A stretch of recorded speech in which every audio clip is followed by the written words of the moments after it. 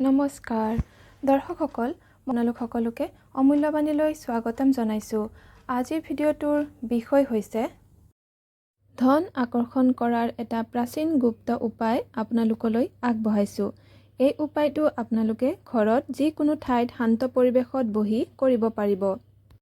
উপায়টো একেবাৰে সহজ। আপোনালোকে ঘৰৰ যিকোনো ঠাইত শান্ত পৰিৱেশত বহি কৰিব পাৰিব, কিন্তু মন কৰিব কোনেও যাতে আপোনালোকক সেইখিনি সময়ত নামাতে বা ডিষ্টাৰ্ব নকৰে। আপুনি ঘৰৰ শান্ত পৰিৱেশত যিদৰে পাৰে সেইদৰে আৰামত বহি ল'ব। তাৰপিছত এই চিত্ৰত দেখাৰ দৰে হাত দুখন কৰি ল'ব।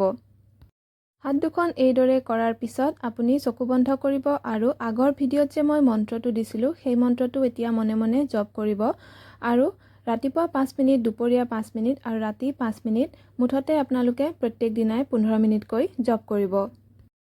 এই মুদ্ৰাটো হৈছে কুবেৰ মুদ্ৰা আৰু এই মুদ্ৰা যদি আপোনালোকে অভ্যাস কৰিব পাৰে মন্ত্ৰৰ সৈতে, তেনেহ'লে আপোনাৰ জীৱনলৈ ধনৰ আগমন হোৱাটো নিশ্চিত, যিহেতু এই মুদ্ৰাই ধনৰ আগমন কৰে জীৱনলৈ আৰু আপোনাক যিকোনো কৰ্ম কৰিবলৈ, ভাল কৰ্ম কৰিবলৈ অনুপ্ৰেৰণা দিব।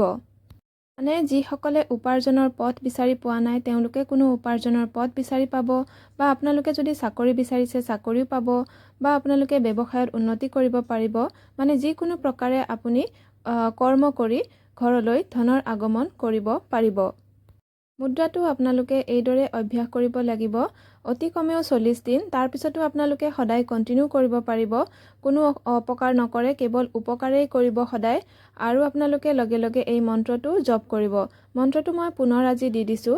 মন্ত্ৰটো হৈছে ওম হ্ৰিং শ্ৰীং ক্লিং বিত্তেশ্বৰায় নমঃ।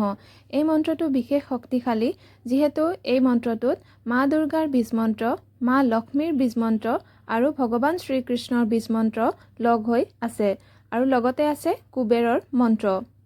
মন্ত্ৰটো আপোনালোকে পূজা ঘৰৰ বাহিৰত যিকোনো অশুচি অৱস্থাতো জপ কৰিব পাৰিব। ঘৰত যিয়েই অশুচি নহওক কিয়, আপোনাৰ মাহেকীয়া বা যিকোনো অশুচি অৱস্থাতো আপুনি জপ কৰিব পাৰিব, কিন্তু পূজা ঘৰত প্ৰৱেশ নকৰিব। তাৰ বাহিৰত আপোনালোকে যিকোনো ভাল ঠাইত বহি একান্ত মনেৰে কৰিব প্ৰত্যেক দিনাই। আৰু যদি আপোনালোকে আগৰ ভিডিঅ'টোৰ মতে পূজা ঘৰত কৰিব বিচাৰে ৰাতিপুৱা সময়ত, তেনেহ'লে যেতিয়াই আপোনালোকে এই মন্ত্ৰটো জপ কৰিব, হাত দুখন এইদৰে কৰিহে জপ কৰিব পূজা ঘৰত। দৰ্শকসকল, আজিৰ ভিডিঅ'ৰ ইমানতে সামৰণি মাৰিছোঁ। ধন্যবাদ।